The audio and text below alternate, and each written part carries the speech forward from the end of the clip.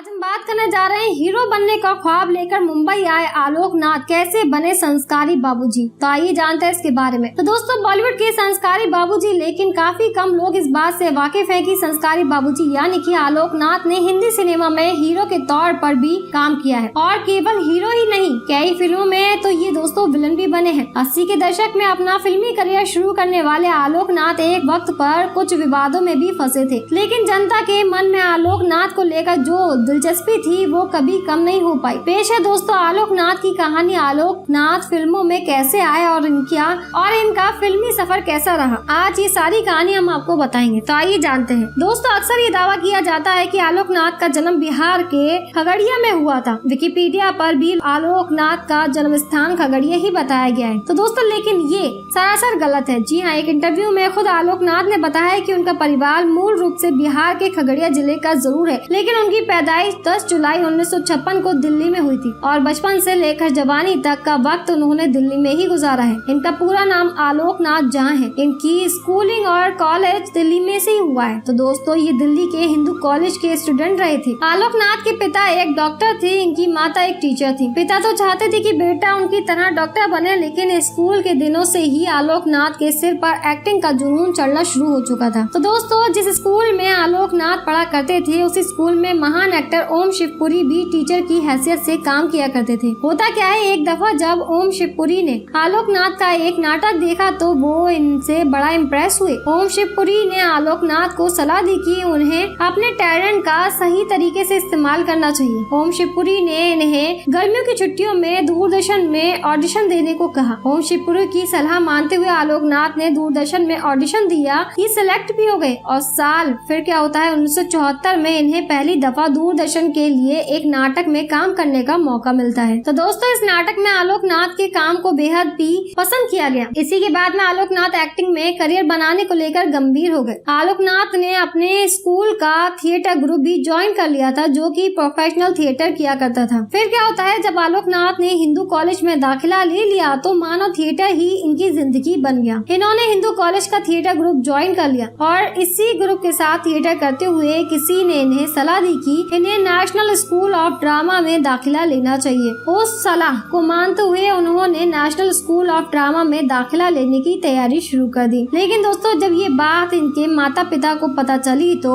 इनसे काफी नाराज भी हुए। हालांकि बाद में बेटे की जिद के सामने इन्हें झुकना पड़ा और इसी के साथ इनकी किस्मत ने भी इनका साथ दिया। इनका दाखिला नेशनल स्कूल ऑफ ड्रामा में हो गया। फिर क्या होता है दोस्तों, आलोक नाथ जब नेशनल स्कूल ऑफ ड्रामा में अपने आखिरी साल में थे तो दोस्तों मशहूर एक्टर डायरेक्टर रिचर्ड एटनबरो एक दिन दोस्तों NSD पहुंचे। जी हाँ, उन्हें अपनी फिल्म गांधी के लिए कुछ ट्रेंड एक्टर्स की जरूरत थी। उन दिनों दोस्तों NSD का नियम था कि NSD में ट्रेनिंग के दौरान कोई भी स्टूडेंट फिल्म में काम नहीं कर सकता, लेकिन चूंकि रिचर्ड राष्ट्रपिता गांधी के जीवन पर फिल्म बना रहे थे, इसलिए जब आलोक नाथ को उन्होंने फिल्म के लिए सिलेक्ट किया तो उन्हें फिल्म में काम करने की छूट दे दी गई थी। आपको बता दें, आलोक नाथ फिल्म में एक बड़े छोटे से किरदार में नजर आए थे। जी हाँ, वो फिल्म में दोस्तों अमरीश पुरी के बेटे मोहम्मद तैयब के रोल में दिखे, जो कि गांधी जी के दक्षिण अफ्रीका के आंदोलन में उनके साथ खड़ा था। उस फिल्म के लिए दोस्तों आलोक नाथ को 20,000 रुपए दिए गए थे, जो कि उस जमाने में एक बड़ी रकम हुआ करती थी। आपको बता दें कि गांधी जी फिल्म रिलीज हुई और ये फिल्म बेहद ही कामयाब रही। फिल्म की कामयाबी से आलोक नाथ के हौसले भी बुलंद हो गए और साथ ही NSD से अपनी ट्रेनिंग खत्म होते ही साल 1981 में दोस्तों ये मुंबई आ गए और मुंबई में इनके जीवन का दूसरा अध्ययन शुरू हो गया। आलोक नाथ को लग रहा था कि गांधी फिल्म की कामयाबी से उन्हें मुंबई में काम आसानी से मिल जाएगा, लेकिन हुआ इससे ठीक उलट। जी हाँ, काम पाने के लिए उन्हें कई महीनों तक प्रोड्यूसर्स डायरेक्टर्स के ऑफिसों के चक्कर लगाने पड़े। हालांकि एक अच्छी बात इनके साथ ये हुई थी कि NSD में इनकी सीनियर रही नादिरा बब्बर भी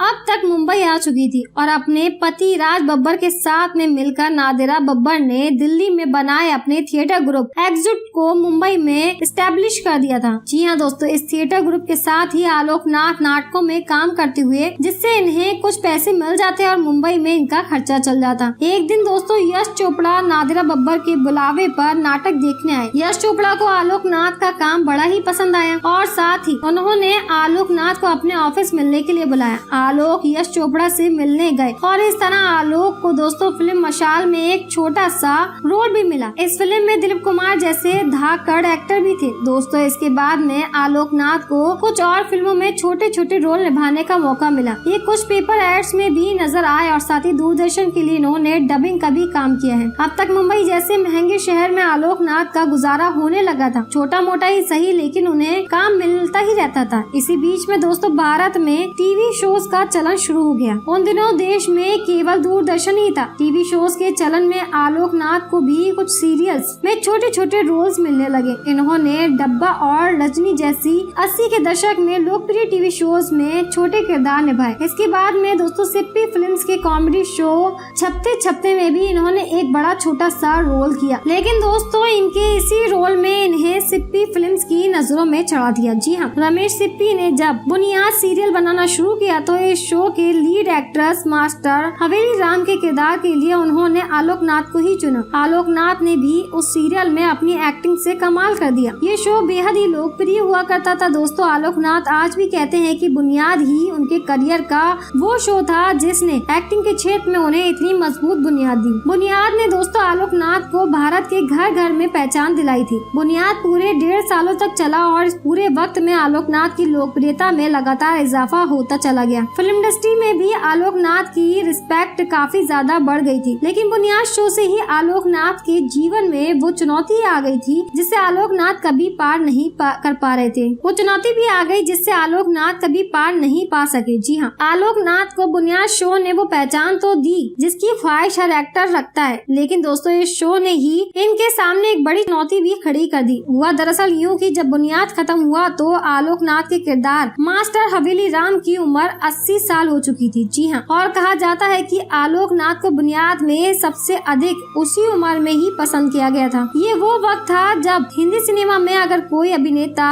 टाइपकास्ट हो जाए तो दोस्तों फिर नई पहचान हासिल करने में उसे बड़ी मशक्कत करनी पड़ती थी। यूँ कह लीजिए कि बड़ी एड़ी चोटी का जोर लगाना पड़ जाता है और फिर भी दोस्तों कई अभिनेता खुद की छवि बदलने में नाकामयाब रहते हैं। आलोकनाथ के साथ ही दोस्तों ऐसा हुआ था। बुनियाद के बाद में आलोकनाथ को फिल्मों में ऐसे ही रोल्स मिलने लगे जिसमें उनका किरदार कोई उम्रदराज इंसान का होता था। आलोक ने काफी कोशिश की कि वो फिल्मों में लीड रोल करें, लेकिन उनके ये कोशिश सफल नहीं हो पा रही थी। साल 1987 में रिलीज हुई फिल्म कमांगी में उन्हें दोस्तों हीरो बनने का एक मौका जरूर मिला था। इस फिल्म में इनकी हीरोइन टीना मुनीम थी और फिल्म में कुछ गाने भी आलोकनाथ पर फिल्माए गए थे। कुछ हॉट सीन्स भी उन्हें दिए गए थे, लेकिन दोस्तों ये फिल्म बॉक्स ऑफिस पर बुरी तरह से फ्लॉप हुई और फिल्म के फ्लॉप होने के बाद में आलोकनाथ का हौसला भी टूट गया। इन्होंने मान लिया था कि अब ये फिल्मों में वही रोल निभाएंगे जो इन्हें मिल रहे हैं। कम से कम इनके पास में काम की कमी नहीं रहती है, पैसा शोहरत भी खूब मिला जाता है। लेकिन अगले साल यानी कि 1988 में आमिर खान की फिल्म कयामत से दोस्तों कयामत तक रिलीज हुई। जी हाँ दोस्तों, फिर क्या होता है, इस फिल्म में आलोकनाथ ने दोस्तों जसवंत सिंह का रोल निभाया था। जी हाँ, ये फिल्म सुपरहिट रही और आलोकनाथ के काम को भी दर्शकों ने काफी पसंद किया। इस तरह से दोस्तों तय हो गया कि आलोकनाथ हिंदी सिनेमा के संस्कारी बाबूजी बनेंगे। तो दोस्तों इन्होंने एक से बढ़कर एक फिल्मों में काम किया और तकरीबन हर फिल्म में बाबूजी,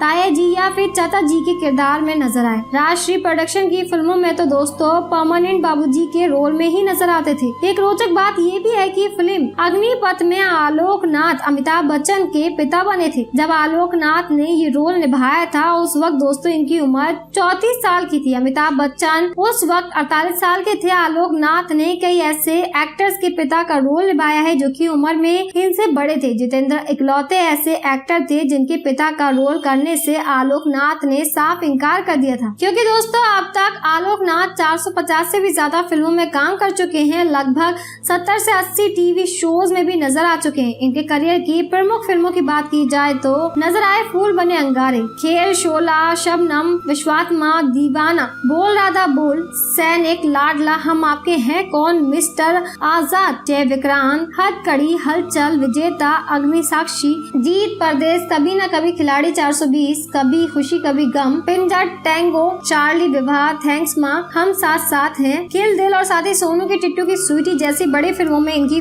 आखिरी रिलीज फिल्म थी दोस्तों 2019 में आई दे दे प्यार दे। तो दोस्तों बात अगर इनके प्रमुख टीवी शोज के बारे में करें तो दोस्तों दूरदर्शन के जमाने में से टीवी पर काम करते आ रहे हैं। आलोक नाथ आज जिस मुकाम पर है उसमें टीवी का बहुत बड़ा योगदान रहा है। दूरदर्शन पर इन्होंने बुनियाद ही नहीं बल्कि और भी कई लोकप्रिय टीवी शोज में काम किया था दोस्तों। और प्राइवेट टीवी चैनलों के दौर में दोस्तों इन्होंने पिया का घर, वो रहने वाली महलों की, कुछ तो लोग कहेंगे, ये रिश्ता क्या कहलाता है जैसे सुपरहिट शोज में भी काम किया है। इन सभी फिल्म्स और टीवी शोज में काम करने के बाद में आलोक नाथ ने खूब पैसा कमाया। आज वो मुंबई में एक बेहद ही लग्जरी लाइफ स्टाइल जीते हैं। मीडिया रिपोर्ट्स की माने तो आपको बता दे कि कभी 60 रुपए में एक नाटक में काम करने वाले आलोक नाथ आज मुंबई में लगभग 80 करोड़ रुपए की प्रॉपर्टी के मालिक हैं। एक फिल्म में काम करने के बदले में आलोक नाथ 40 से 50 लाख रुपए बतौर फीस वसूलते हैं। कभी मुंबई में पैदल ही डायरेक्टर्स, प्रोड्यूसर्स के ऑफिस की खाक छानने वाले आलोक नाथ आज कई महंगी कारों के मालिक भी हैं। वहीं दोस्तों एक इंटरव्यू में आलोक नाथ ने बताया था कि जब रिचर्ड एटनबरो गांधी फिल्म के लिए उनका ऑडिशन कर रहे थे, उन्होंने रिचर्ड की टीम के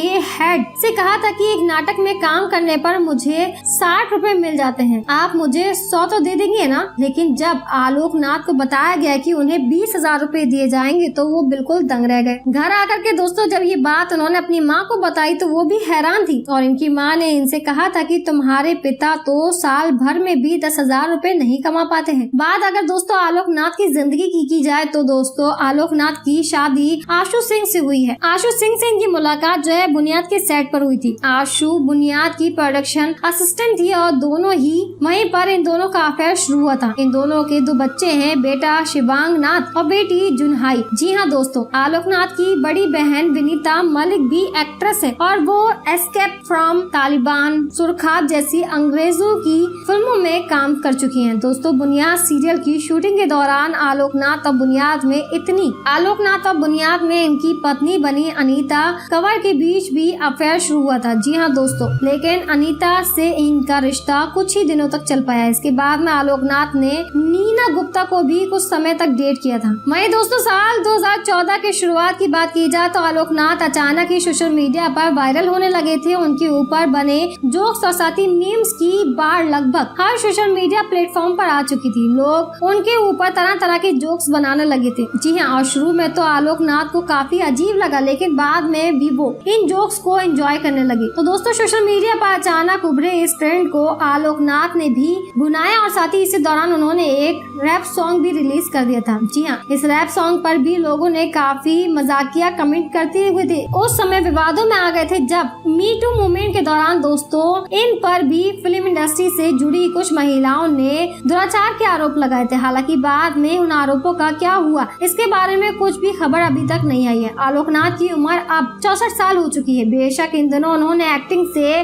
ब्रेक ले लिया है लेकिन दोस्तों आलोक नाथ का कहना है कि वो जल्द ही फिर से कम बैक करेंगे। आलोक नाथ की अगली पारी के लिए दोस्तों उन्हें एडवांस में ही शुभकामनाएं देता है और साथ ही ईश्वर से प्रार्थना करते हैं दोस्तों कि आलोक नाथ ऐसे ही स्वस्थ रहें ताकि वो लंबे वक्त तक अपने फैंस का मनोरंजन करते रहें। तो दोस्तों हिंदी सिनेमा में आलोक नाथ के लिए हम उनको उनके योगदान के लिए सैल्यूट करते हैं। कैसी लगी हमको इनकी स्टोरी हमें कमेंट सेक्शन में कमेंट करके जरूर बताएं। लाइक शेयर करना ना भूलें। अगर अभी तक आपने हमारा चैनल सब्सक्राइब नहीं किया तो जल्दी सब्सक्राइब कर लें। Thank you.